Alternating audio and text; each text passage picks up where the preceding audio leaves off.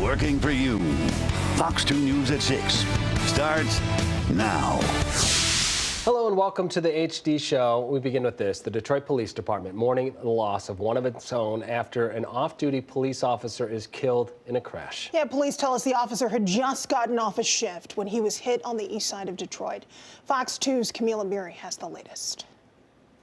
This is just a horribly tragic story. Officer Cameron Richardson on the force for just a year, working here at the 9th Precinct. He'd gotten done with his shift. It was a little after midnight, heading home when tragedy struck.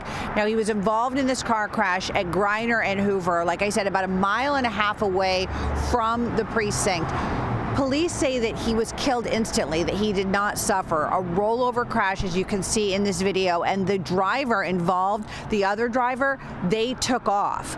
Now, the vehicle, a white van, has been recovered, and actually police have made contact and detained 2 people in that car, but they're still looking for the person responsible. They are in contact with his family members. He is described as a 28-year-old male.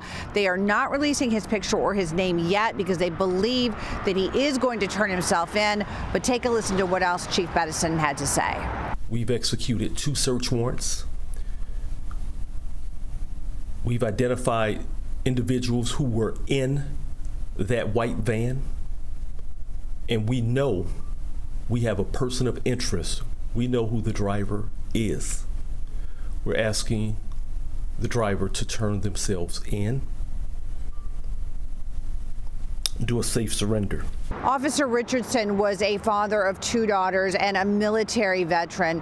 Chief Todd Bettison describes him as a humble servant, a model officer, someone who always took initiative, did everything the right way, someone who everyone wanted to work with. We will be having a lot more on the story coming up tonight at 10. On Detroit's east side, Camila Miri, Fox 2 News. We're turning now to a homicide investigation with not a lot of information. One person fatally shot on the east side of Detroit. It happened at a home on Carlisle Drive and Rex Saturday night. Police could be seen going door to door trying to get more information from people who may have seen or heard something. Police haven't released information on the suspect or the victim. If you know anything in this investigation, reach out to investigators or you can call Crime Stoppers at number 1-800-SPEAK-UP. It was an emotional day in court as the owner of 3 dogs that attacked and killed the Detroit father of 6 learned their punishment. Yeah, the victim's wife among those now making her thoughts known before the sentencing was handed down. I cry every day. I couldn't. It's not a day I don't cry. You know, even just for a moment. It's nowhere I can go that I won't say, oh, we went here, we did this. Like, that was 15 years of my life.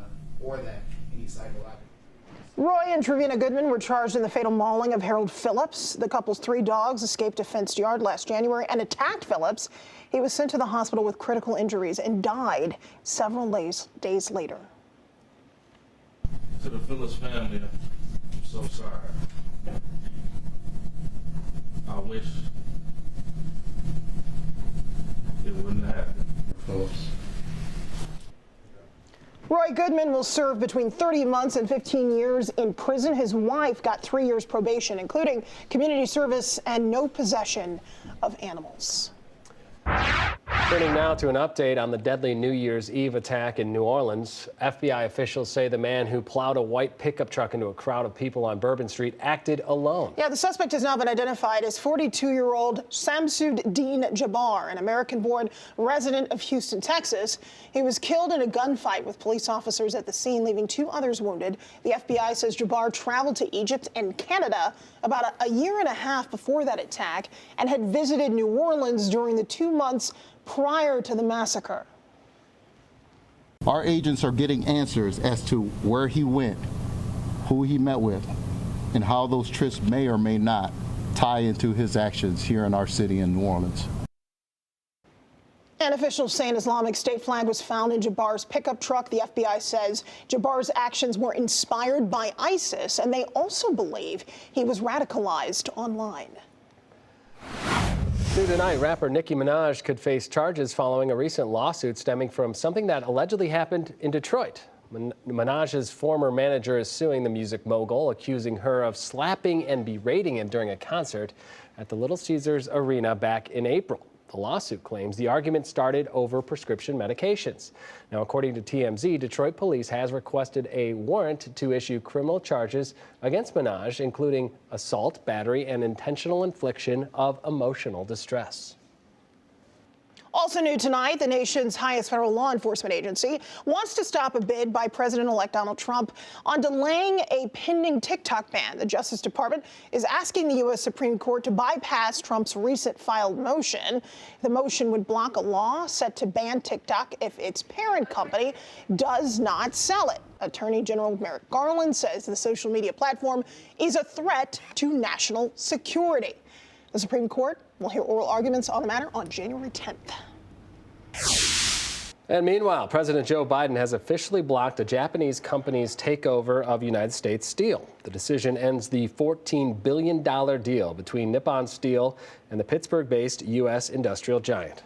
President Biden released a statement saying, quote, "We need major U.S. companies representing the major share of U.S. steelmaking capacity to keep leading the fight on behalf of America's national interests," end quote. U.S. Steel and Nippon Steel issued a joint statement saying, in part, both companies will take appropriate action to protect their legal rights. All right, we're going to talk a little bit of weather now. This is a wide-ranging winter storm that has battered the Midwest, and it's on the move, but apparently seems to be missing us so far. Thankfully, right? Storm warnings are all over the place on the way from the East Coast, and more significant snowfall expected on Monday. Fox's CB Cotton has the latest. Ice and snow blanketing roadways in the Midwest on Sunday as the first major winter storm of 2025 ramps up in the central U.S. Blizzard conditions reported across much of Kansas and northwestern Missouri. It's significant. It's hard to keep up with. A lot of these first responders are getting stuck.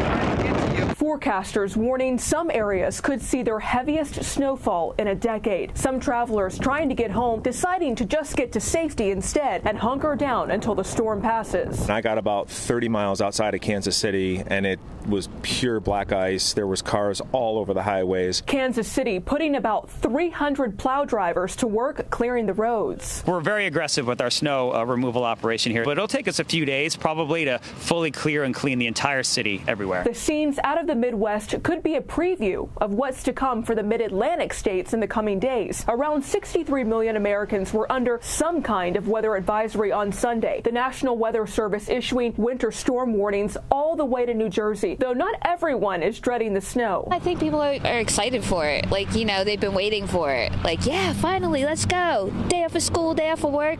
Hit me with it. And if the snow wasn't enough on its own, a polar vortex is expected to bring bitter cold to about 2/3 of the country starting Monday, with temperatures about 12 to 25 degrees colder than normal. In New York, CB Cotton, Fox News.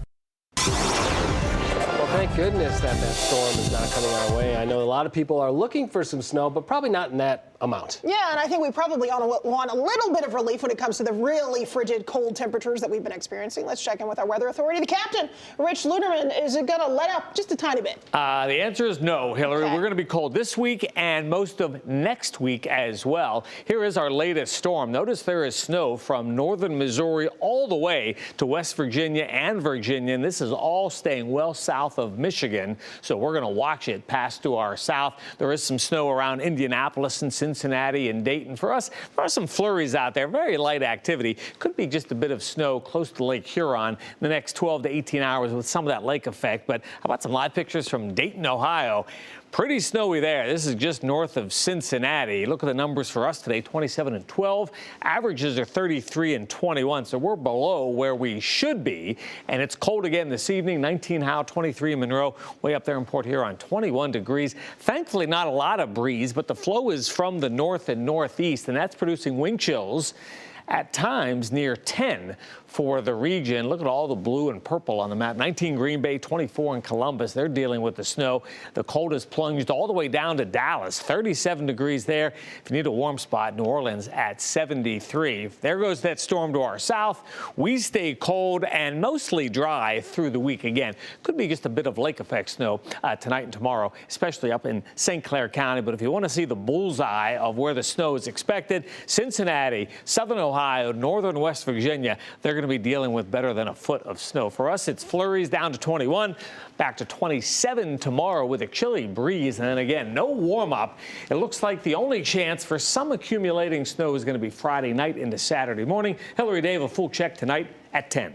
All right, we appreciate it. Thank you so much, Rich. Let's talk a little Lions. The Minnesota Vikings are gearing up for the big game against our team. The Detroit Lions, that's right, they're gearing up and they're shelling out so much so the Vikings spent nearly $2 million on tickets for their fans. Those millions scored the team's 1,900 tickets on the secondary market. The team then turned around, sold those tickets to season ticket holders for the Vikings for just $200 per ticket. Now, the NFL released a statement, said that the team did not break any rules here, and if the Lions win tonight, they will get the top seed in the NFC and home field throughout the playoffs. All right, we've seen it time and time again, and we love it. The Detroit Lions are continuously breaking franchise records, and a local bakery is trying to get in on the action, celebrating their success in, if we do say so ourselves, a pretty cool way. Yeah, it's flipping the cake tradition on its head, attracting tons of people to a local hotspot. Not just for a tasty treat, though. Fox 2's Ingrid Kelly has more on that. If you're passing by the window of the home bakery in Rochester, you might do a double take. The image of St. Brown on his head became iconic. I was seeing it on socks, Christmas ornaments. So Heather Toko, who owns this bakery, thought, why not create a life-size image of Lions player Amon Ra St. Brown in the form of, you guessed it, a cake? It was kind of a no-brainer for me. Just like with any team, Heather's staff all played their positions in making this cake possible. My decorators team is about a team of 11, and you know, all of us had our hands on it in some aspect. Heather admits as they worked to score big with this project, there were challenges, like making sure this cake did not fall over. My first time creating something on their head, it not falling over was one of probably the most difficult challenges. Heather also wanted to make her creation authentic, and that meant focusing on details. The German flag on his helmet, the shoes, the cleats were right. So has St. Brown reached out to Heather and her staff? His people have. They were in awe of it, and they had said as soon as they got it, they immediately contacted him and said, we got to connect the two of you. But for now, so many others are dropping by to see this cake. And without trying this cake, it's still a crowd pleaser. Oh, we just live down the street from here, and we just wanted to come and see the cool cake that was made. I can't believe it's here in Rochester. So what does this cake taste like? I get asked this question all the time, but we've put a few different flavors in there. And if you think you can one day buy a slice of this cake, well, not so fast. We've had many people asking if they could buy it. We won't cut it. So unfortunately, nobody's going to get a slice out of it. And Rochester, Ingrid Kelly, Fox 2 News.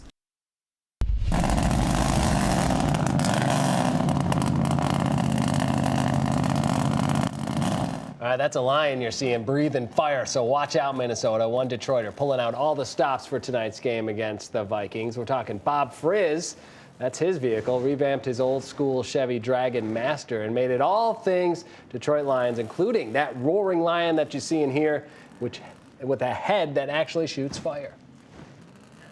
Just kind of show up with I've got a lot of friends down there that go to the game at the tailgating parties, and so I go to those and I just drive up around the streets, and you know, people get a big kick out of it, and they all run out taking pictures and things like that. And if you are heading downtown tonight, be on the lookout. Vikings fans beware, I should say. Bob and his hot ride will be roaming the streets, looking to heat people up. Very impressive. I'm sure he's going to be using that legally. It's just to look from afar and keep you warm. It's cold out there, right? Everyone loves a good fire. Remember, today is your last chance to visit Marvin's Marvelous Mechanical Museum in its original location in Farmington Hills. Because of redevelopment plans at the Hunter Square Shopping Center, Marvin's is relocating up the road to Orchard Mall at Maple and Orchard Lake. The owner says he's hoping to reopen by late spring or early summer. Marvin's will be open today until 9 p.m. All right, lots of good stuff on tap, including the fact that we are going to be here back with you at 10 o'clock tonight. That's right. We'll be streaming, too, so you can watch us and the game simultaneously and get all your fixings right there. Have a great night, everybody. See you then.